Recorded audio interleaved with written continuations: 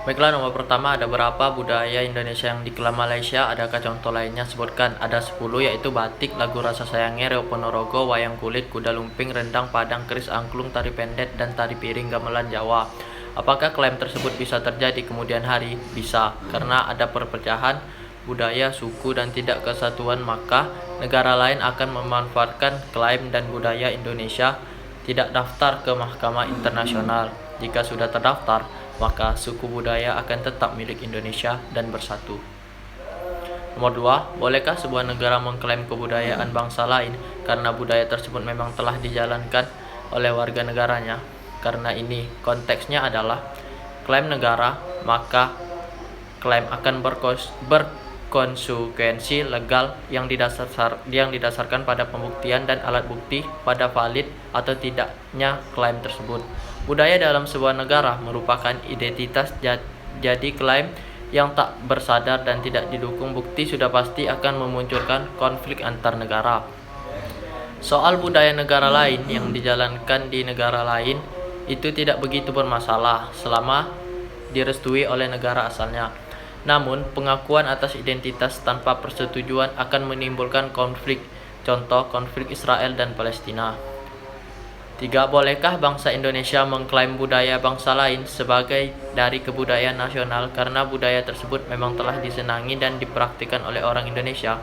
Misalnya, budaya makan sambil berdiri. Standing party tidak boleh karena setiap budaya memiliki hak ciptanya sendiri, walaupun sudah menjadi bagian dari keseharian orang Indonesia. Tetap saja, sebuah budaya memiliki asalnya.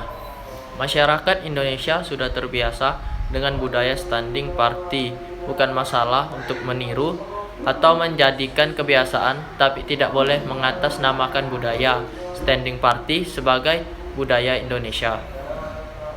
Nomor 4, apa yang perlu dilakukan agar kebudayaan Indonesia sebagai identitas nasional tidak diklaim oleh negara lain? Yang pertama, mencintai, mengapresiasi, dan melestarikan kebudayaan Indonesia, membagikan dan menginformasikan kebudayaan Indonesia kepada orang lain, memantenkan kebudayaan Indonesia pada UNESCO.